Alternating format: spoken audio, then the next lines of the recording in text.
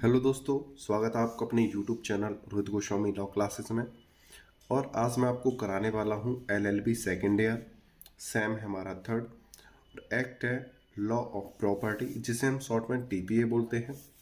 Code number है 3004 और question number है हमारा 4। क्वेश्चन है हमारा दृश्यमान स्वामी, वेरी वेरी इंपॉर्टेंट क्वेश्चनों में से एक है। ये हमारे पेपर में 80% आता है और ये ज़्यादातर 20 नंबर में पूछा जाता है। वेरी वेरी इंपॉर्टेंट है, इसे अच्छे से देखना। जब आप इसे पढ़ोगे कहीं से भी तो ये आपको थोड़ा अटपटा सा लगेगा। ये आपको समझ में आने के बावजूद भी आपको लगेगा क्या समझ में आया, मतलब थोड़ा कंफ्यूजन सा बना रहता है कि ये कहना क्या चाहता है। ठीक है, आप सोचोगे समझ में आ गया है, लेकिन कुछ फैक्ट ऐसे होते हैं जो हमारे क्वेश्चन को ही बदल कर रख देते हैं। तो सबसे पहले हम देखेंगे कि दृश्यमान स्वामी होता क्या है, जिससे हमारा जो कंफ्यूजन होता है, समझने के बावजूद भी कंफ्यूजन बना रहता है, उसे देखते हैं। सबसे पहले दृश्यमान स्वामी पे बात करते हैं।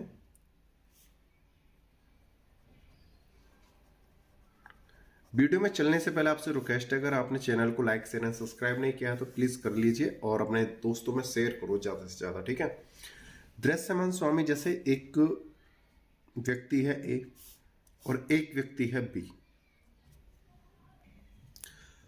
ए कोई जमीन खरीदना चाहता है,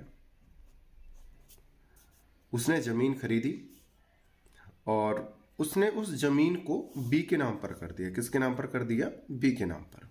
ठीक है, ये ऐसा इसलिए होता है कि कभी कभार ऐसा होता है कि जैसे ए है, अपनी ज्यादा जो ब्लैक मनी होती है उसको छुपाने के लिए, टैक्स से बचने के लिए या अन्य किसी कारण से बचने के लिए वो जो जमीन है किसी अन्य के नाम से परचेज करता है, यानी खरीदता है, और उस जमीन पर अन्य का नाम डलवा देता है। तो जैसे इसने एक भूमि का टुकड़ा लिया और उस पर नाम डलवा दिया, किसका? बी का। हालांकि जमीन किसकी है, पैसे किसने दिए हैं? ए ने दिए हैं, और नाम किसका डला हुआ है? बी का डला हुआ है। तो जो बी का जो अधिकार है, ये कैसा अधिकार है? एक दृश्यमान स्वामी की तरह। भाई भूमि बी की नहीं है, लेकिन बी का क्या पड़ा हुआ है? सिर्फ नाम पड़ा हुआ है। तो यहां पे जो बी है एक क्या है? सिर्फ दृश्यमान स्वामी है। ठीक है, तो ये एक क्वेश्चन हमसे कहने वाला है कि दृश्यमान स्वामी किसे कहते हैं। तो दृश्यमान स्वामी वो होता है जिसके नाम पर कोई संपत्ति खरीदी जाती है, लेकिन उसके हाथ में कोई अधिकार अन्य नहीं होता है, संपूर्ण अधिकार। इसके जो कागज बनेंगे जमीन के, वो किसके पास हैं? दस्तावेज यानी कागज ए के पास हैं। अधिकार किसके पास है? ए के पास है। ठीक है, या इस पे जो कार्रवाई है, जो भी इस अगर जमीन पे बो रहा है या घर मकान बना रहा है, वो सब किसका अधिकार है? एक अधिकार है। ये तो सिर्फ बी क्या है? कठपुतली की तौर पर है, सिर्फ एक नाम मात्र है। तो बी क्या है? दृश्यमान स्वामी, और सारा अधिकार किसका है? रियल ओनर कौन है? रियल ओनर कौन है? ये है ए। ठीक है, और ये कौन है? दृश्यमान स्वामी, नकली ओनर। ठीक है, अब चलते हैं अपने क्वेश्चन में आगे। इसमें अलग तरह तरह के एग्जाम्पल्स आ सकते हैं, फैक्ट आ सकते हैं, तो उनको हम अच्छे से समझेंगे। उम्मीद करता हूं ये वाला एग्जाम्पल आपको अच्छे से समझ में आया होगा। इसके और भी फैक्ट हैं, वो आगे देखेंगे। वीडियो में चलने से पहले आपसे एक बात कहना चाहता हूं, अगर आपने अभी तक हमारे नोट्स परचेज नहीं किए हैं पीडीएफ, तो आप कर लीजिए, आपको एग्जाम में आसानी रहेगी। आपको थर्ड सेमेस्टर के नोट्स आपको 499 में प्रोवाइड करा दिए जाएंगे। अगर कोई स्टूडेंट एक एक्ट के पीडीएफ या नोट्स लेना चाहता है, उसको 199 में प्रोवाइड करा दिए जाएंगे। ठीक है, अब चलते हैं दृश्यमान स्वामी पे। दृश्यमान स्वामी, जिसे हम फैलाव का सिद्धांत भी बोलते हैं, जो दृश्यमान स्वामी होता है इसको एक फैलाव का सिद्धांत भी बोलते हैं। ठीक है, ये जो दृश्यमान स्वामी का जो कार्य होता है, सिर्फ ब्लैक मनी को दबाने के लिए किया जाता है। जैसे ए के पास ब्लैक मनी है, तो उस ब्लैक मनी को खपाने के लिए उसने बी के नाम पर जमीन खरीदी। सरकार को क्या लगेगा ये बी की जमीन है, लेकिन असली मालिक कौन है, ए है। या टैक्स से बचने के लिए, और जिसके नाम पर खरीदी है उसे दृश्यमान स्वामी कहा जाता है। आगे पढ़ते हैं अच्छे से। दृश्यमान स्वामी तथा फैलाव का सिद्धांत। क्वेश्चन नंबर 1, दृश्यमान स्वामी कौन होता है, उसके द्वारा किए गए अंतरण का प्रभाव बताइए। या तो इस प्रकार से क्वेश्चन आ सकता है, या दूसरा प्रकार यह हो सकता है, कोई व्यक्ति किसी संपत्ति में उससे अच्छा स्वामित्व नहीं दे सकता जितना कि वह स्वयं रखता है। क्या संपत्ति अंतरण में इसका कोई अपवाद है? या इस प्रकार से प्रमुख वादों की सहायता से समझाइए। इस प्रकार से एक क्वेश्चन हमारा आ जाता है।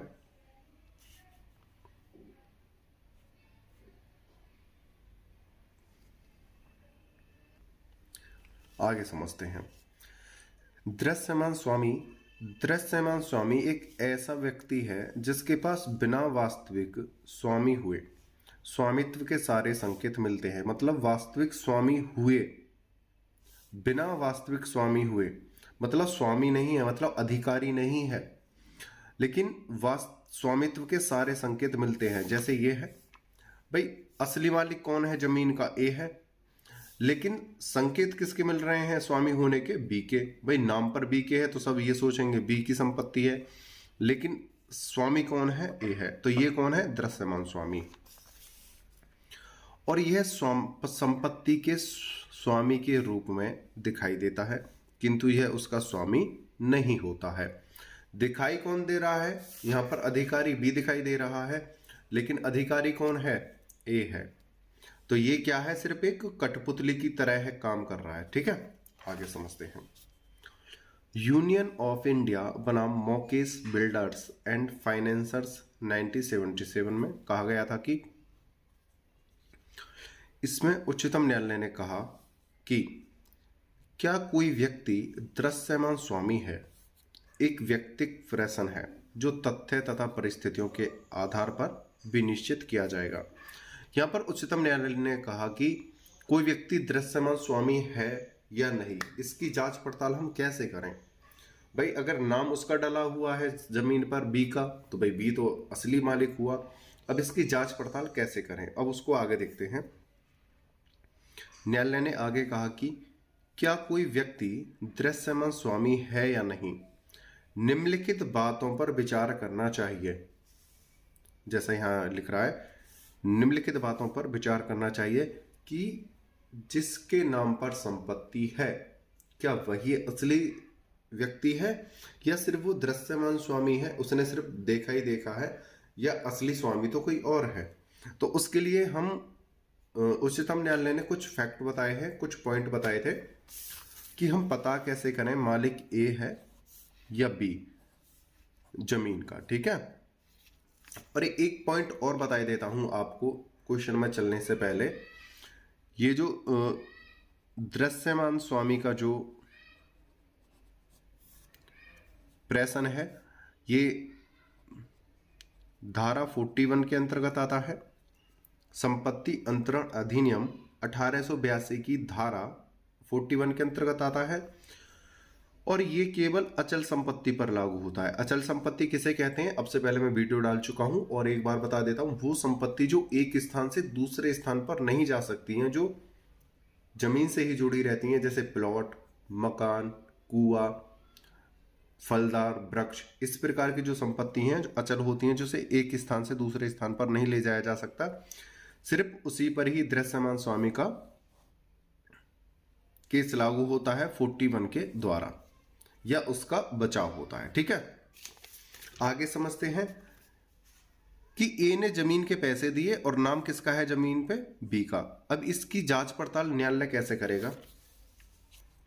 सबसे पहले देखेगा कि किसने मूल्य का भुगतान किया। जो बी के नाम पर संपत्ति है, जो दृश्यमान स्वामी बना बैठा है, उसकी जांच पड़ताल कैसे होगी कि उस भूमि का जो पैसा है वो किसने दिया है। ठीक है, किसने कब्जा रखा था।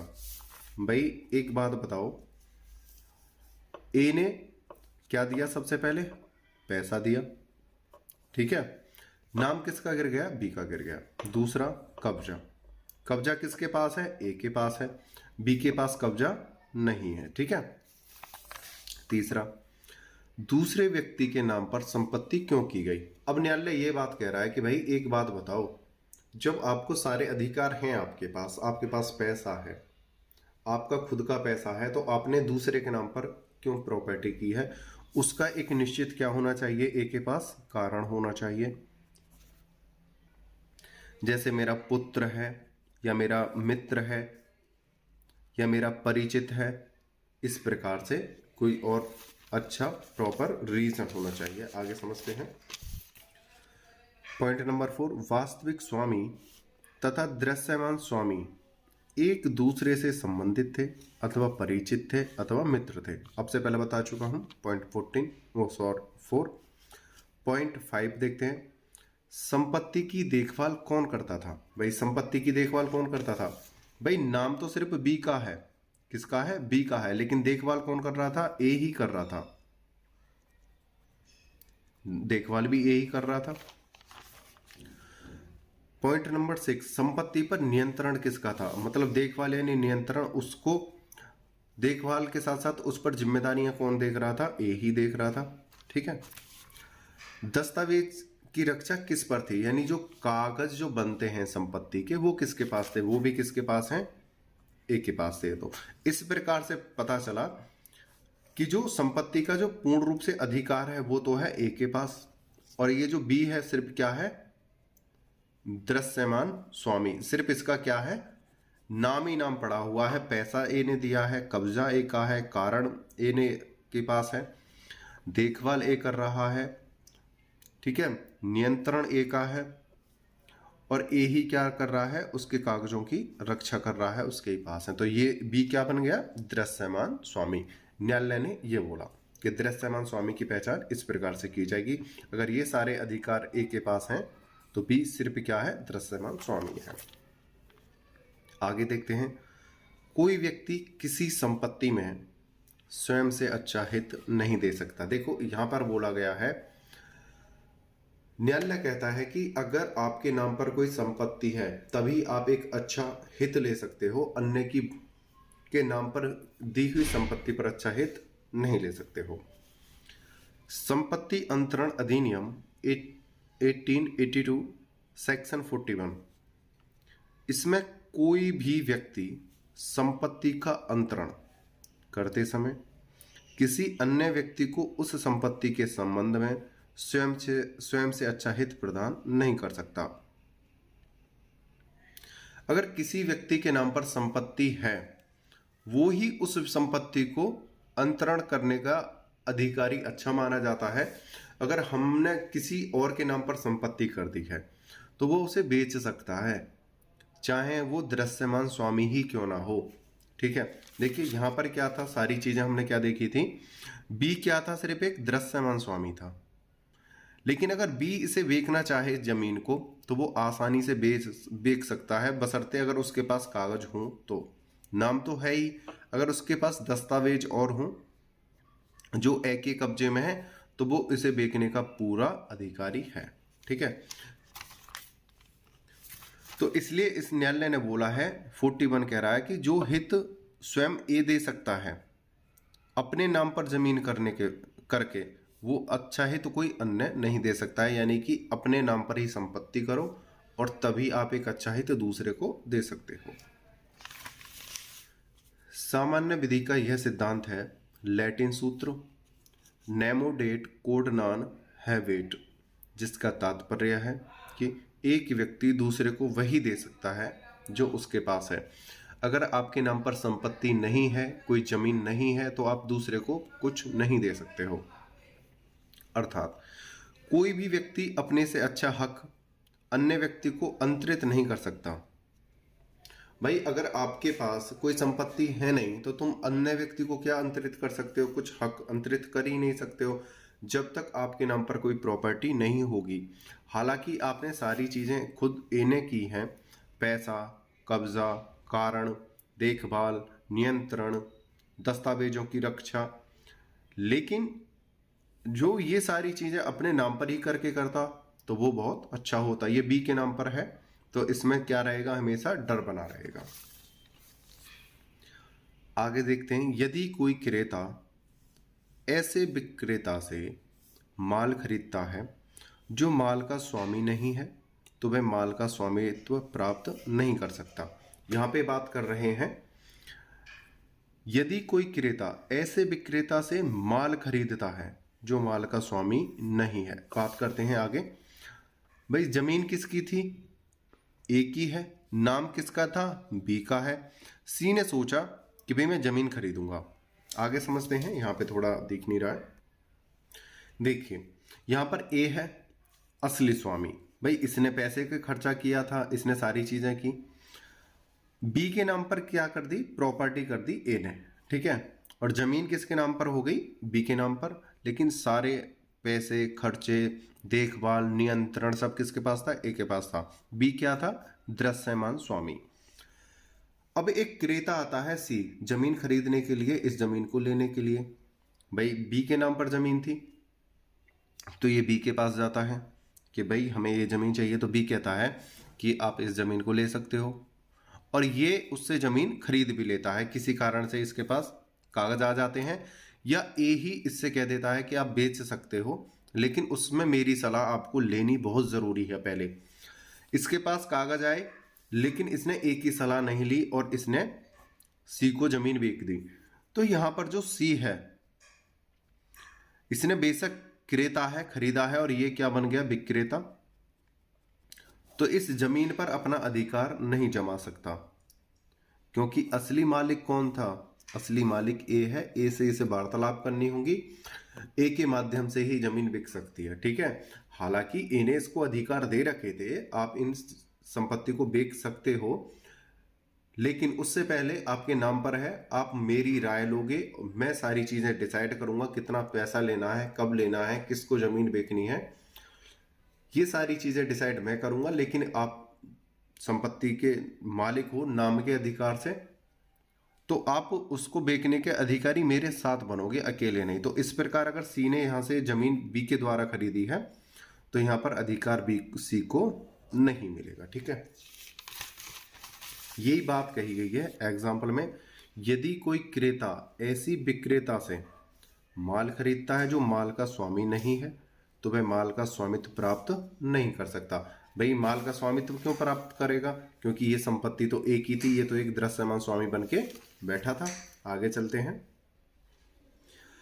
धारा 14 का सामान्य अपवाद। देखो पहले क्या था, हमने देखा था कि अगर संपत्ति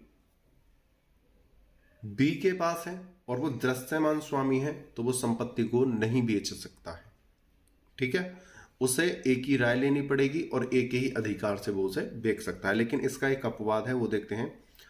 यदि किसी वास्तविक स्वामी ने अपनी संपत्ति किसी दूसरे व्यक्ति को वास्तविक स्वामी बताकर देती है तो अन्य व्यक्ति अच्छी तरह जांच पड़ताल करके सद्भाव पूर्वक उस संपत्ति से संपत्ति खरीदी है, वास्तविक स्वामी के खिलाफ बेहतर कानूनी हक प्राप्त करेगा।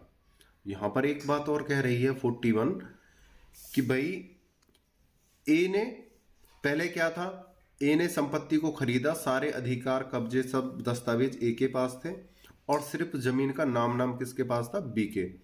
बी बेचता था तो सी को अधिकार नहीं मिलता था, अलग खरीदा, सारी इसने कागज वागज देके बी के नाम पे थे, लेकिन नहीं मिला अधिकार। लेकिन अपवाद क्या कह रहा है दूसरा कि भाई इसमें 41 की सी की क्या कमी है, आपने दस्तावेज बी को दे रखे हैं, आपने अधिकार बी को दे रखे हैं, आपने कब्जा बी को दे रखा है, ठीक है।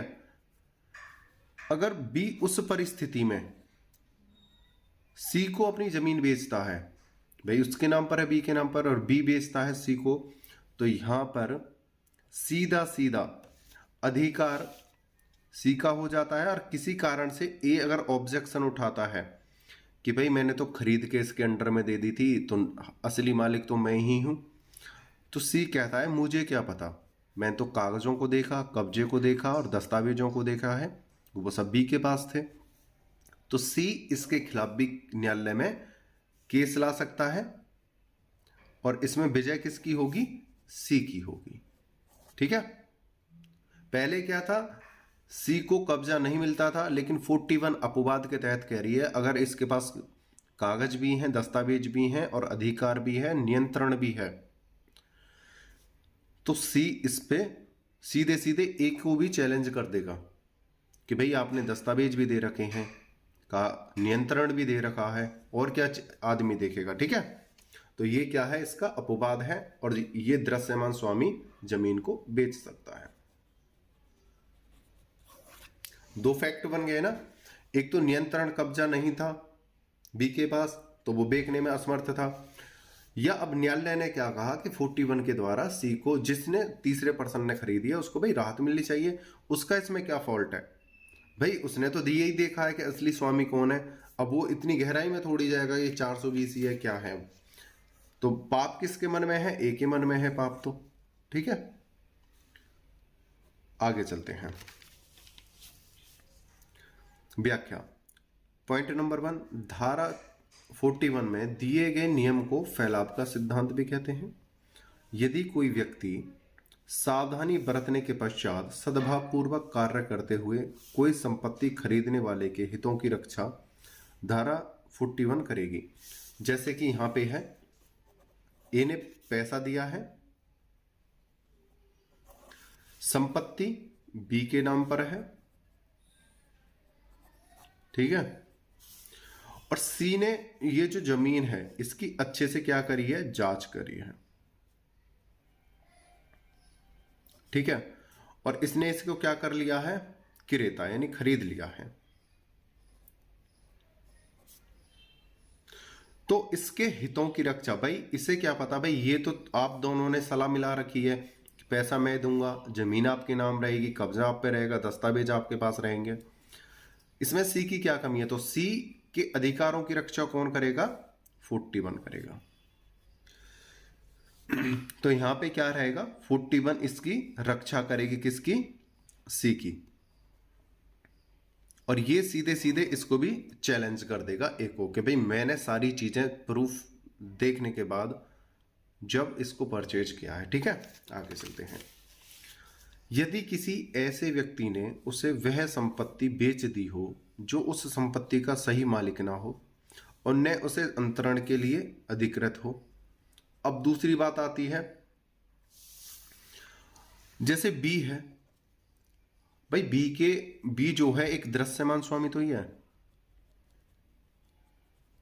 ठीक है, अब किसी कारण से ये जो बी है इसने ये संपत्ति इसी को दी है।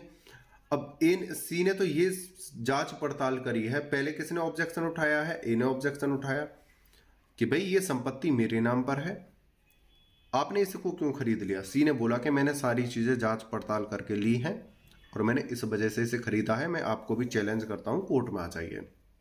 दूसरा पॉइंट बनता है, बी ने जानबूझकर, बी को सब पता है कि ये संपत्ति किसने खरीद के दी है? ए ने खरीद के दी है, उसके बावजूद भी बी जो है इस संपत्ति को सी को बेचता है।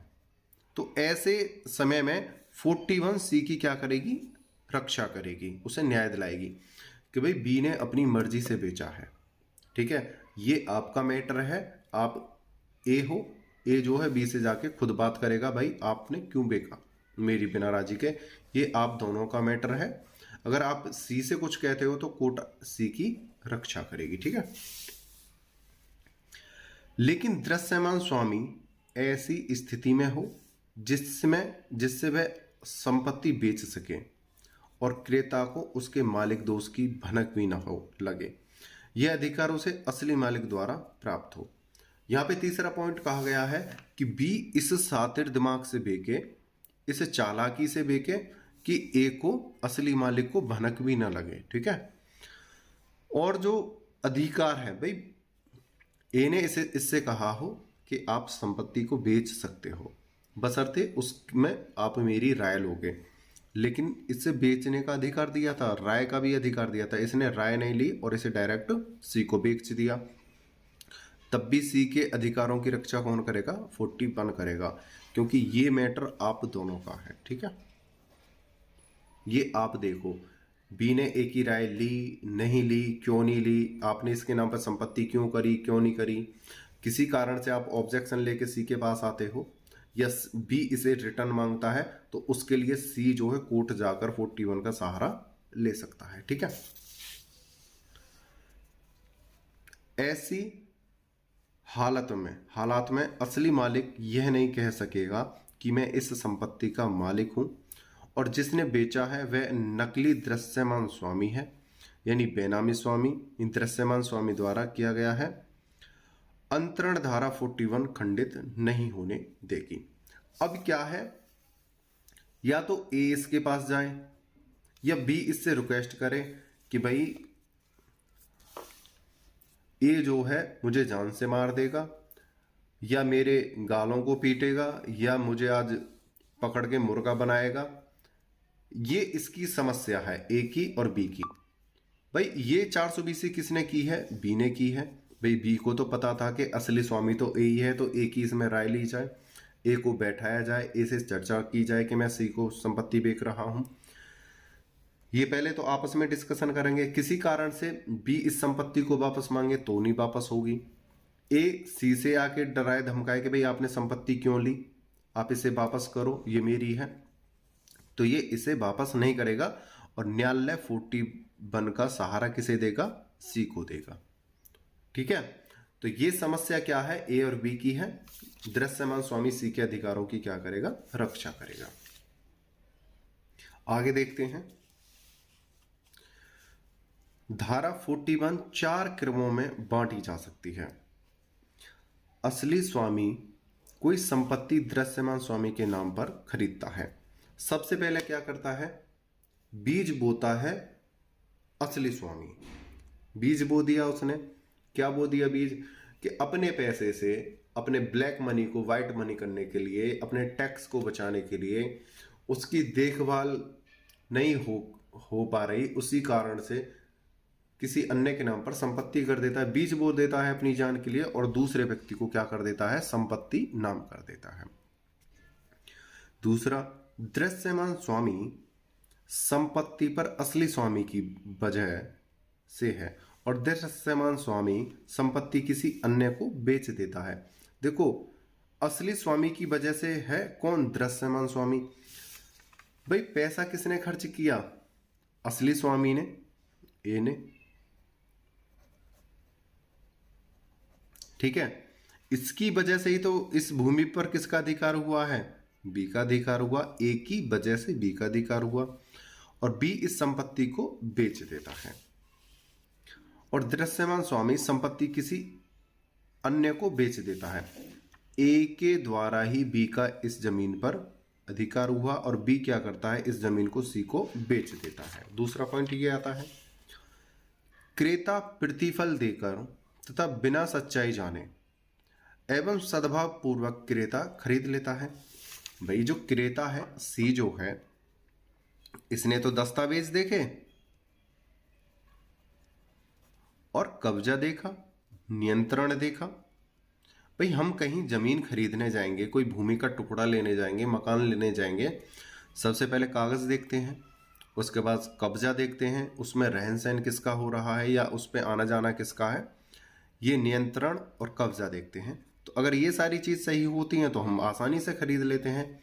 लेकिन उस घर का पैसा किसने दिया है ये हमें क्या मालूम पड़ रहा है, और बी हमारे सामने है, तो इसमें सी की क्या गलती है, हमारी क्या गलती है, ये आपस में क्या करेंगे, डिस्कशन करेंगे। ठीक है, आगे, असली स्वामी क्रेता से अपनी संपत्ति असली स्वामी होने के नाते मांगता है कि मैंने तो संपत्ति दान में या सुरक्षा हेतु दी थी।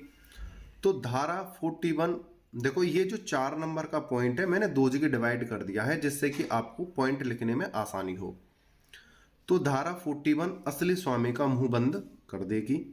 दृश्यमान स्वामी द्वारा किया गया अंतरण शून्यकरणीय नहीं होगा, असली स्वामी को मानना होगा। यहां पे क्या कह रही है, 41 जो है असली स्वामी का क्या कर देगी, मुंह बंद कर देगी। जैसे ए ने पैसा दिया था, बी के नाम पर संपत्ति हो गई, सी ने इसे खरीद लिया, सारी चीजें देख के दस्तावेज कब्जा नियंत्रण, ए इसके पास गया कि भाई मेरी ज़मीन है, ये तो बी के नाम पर मैंने कर रखी थी, प्लीज़ आप इसे मुझे वापस दे दो। तो C41 का सहारा लेकर ए का क्या कर देगा, मुंह बंद कर देगा न्यायालय में जाके। ठीक है, कि आप शांत बैठे रहिए, मैंने इसे खरीद लिया है, अपने दस्तावेज कागज वागज सब देख के आप अपने घर जाइए या कोर्ट में चलो। ठीक है, तो यहां पर 41 किसकी रक्षा करेगा, सी की रक्षा करेगा, क्रेता की। आगे देखो, अब से पहले एक केस समझा चुका हूं, दूसरा केस हमारा यह है गुरुबख्श सिंह बनाम निक्का सिंह 1963। इसमें सुप्रीम कोर्ट ने कहा कि कोई व्यक्ति स्वयं से अच्छा अधिकार किसी अन्य व्यक्ति को नहीं दे सकता।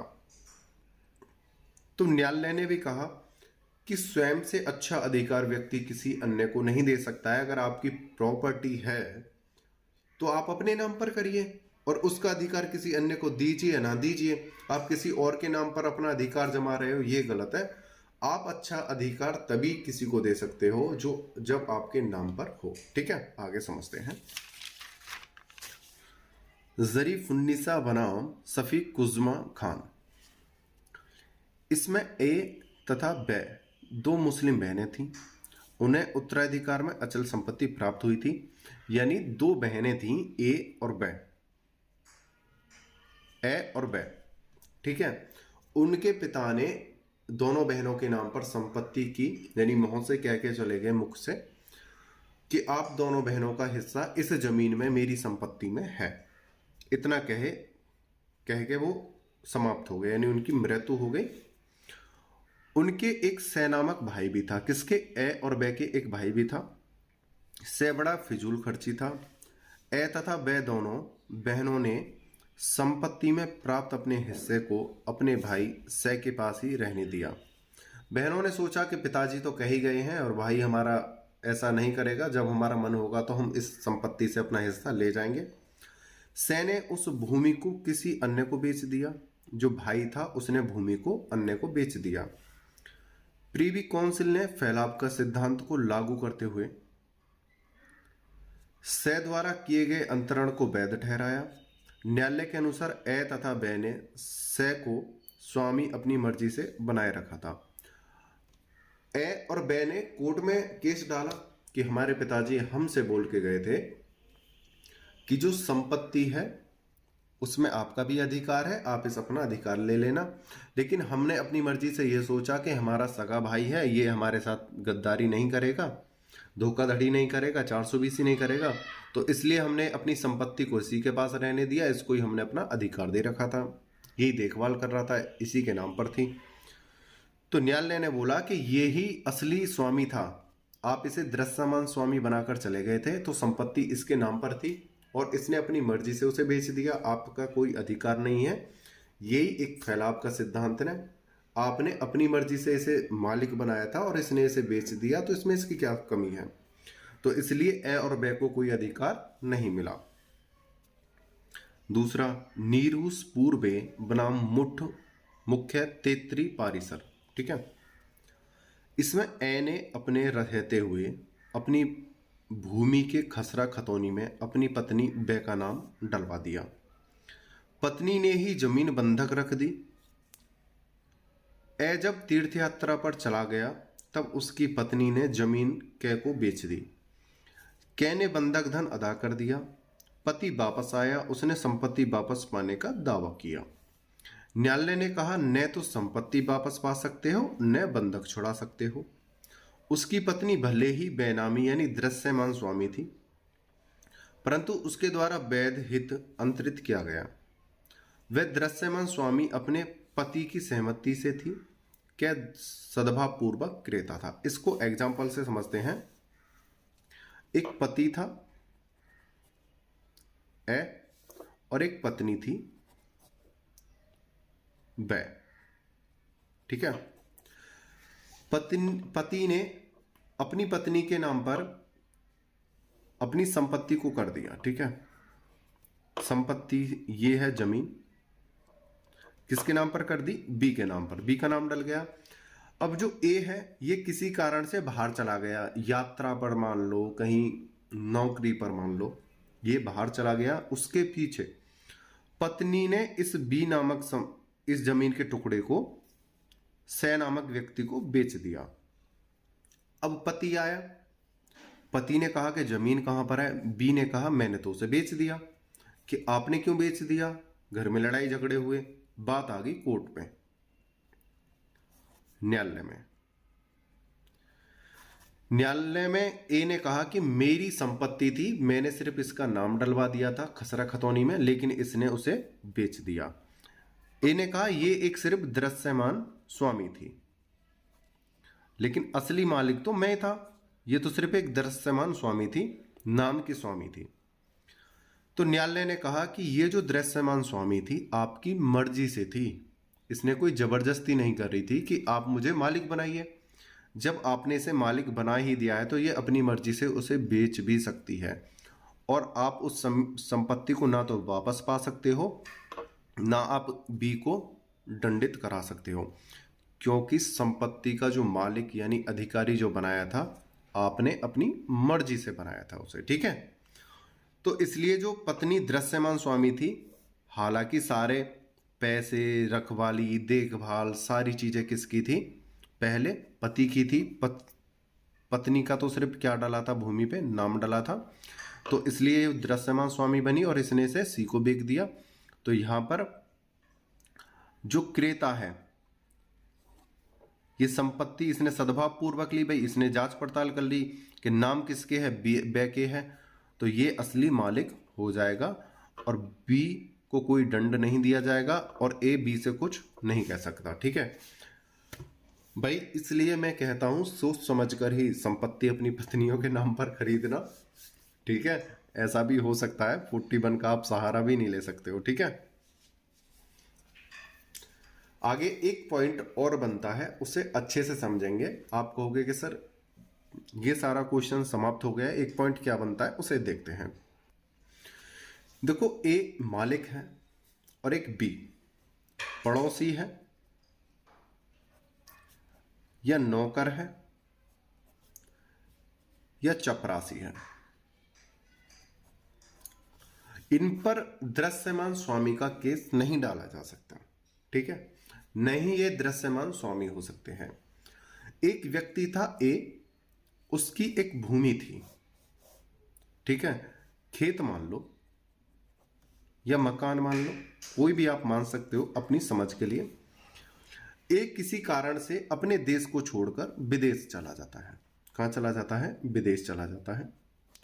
और वो अपने पड़ोसी से, नौकर से या चपरासी से कहकर जाता है कि भाई मैं 1 वर्ष के लिए बाहर जा रहा हूं, आप मेरे खेत की या मकान की देखभाल करना। ठीक है, इनमें से कोई भी एक हो सकता है।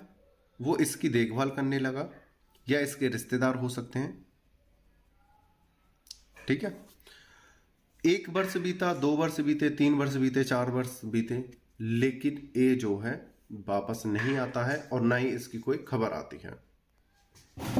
काफी समय के बाद इसकी कोई सूचना नहीं आती है, ना कोई खत आता है, ना कोई और किसी प्रकार का मैसेज आता है। तो जो जिसके पास ये संपत्ति थी अधिकार में, ठीक है, ये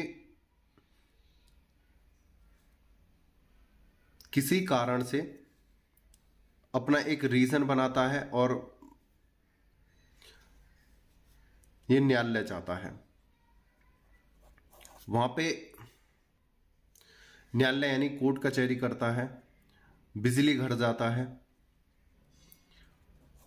या और भी दफ्तर जाता है। वहां किसी कारण से अपना कोई ऐसा मजबूत रीजन बताकर इस संपत्ति को अपने नाम पर करा लेता है कि वो देश छोड़कर चले गए हैं और वो मेरे से कह गए थे इसका मालिक अब तू ही बन के रहेगा, अब वो वापस नहीं आ रहे हैं, तो इसलिए इस संपत्ति को मेरे नाम पर कर दीजिए, इस मीटर को मेरे नाम पर कर दीजिए, अब इसका जो मालिक हूं मैं ही हूं, इनका नाम यहां से हटा दीजिए।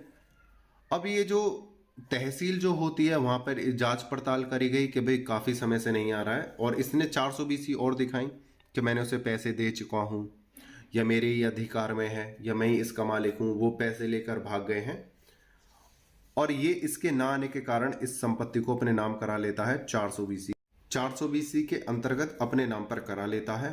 कुछ समय बाद ए जो है वापस आता है और बी से कहता है कि भाई मेरी जमीन कहां है। बी कहता है कि वो तो मैंने अपने नाम करा ली, और मैंने अपने नाम करा ली या उसे मैंने बेच दिया। तो यहां पर बी को न्यायालय दंडित करेगा और ए को 41 का लाभ मिलेगा।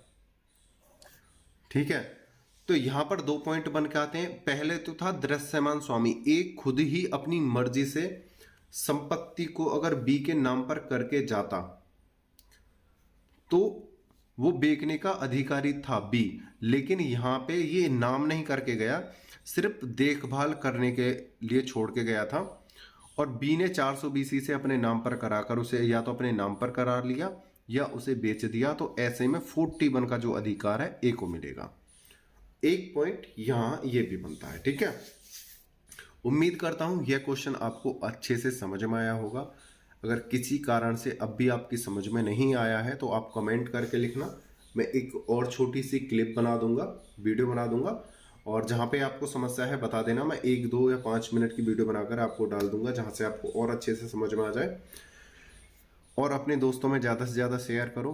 प्लीज़, आप सब्सक्राइब नहीं करते हो, बहुत कम सब्सक्राइब कर रहे हो। प्लीज़ सब्सक्राइब का आपको कोई जाता नहीं है और आपको पता पड़ जाती है क्लास कब आ रही है। ठीक है, आपने वीडियो को अंत तक देखा, मुझे अच्छे से सुना है, उसके लिए धन्यवाद। टेक केयर, बाय बाय, जय हिंद, जय भारत।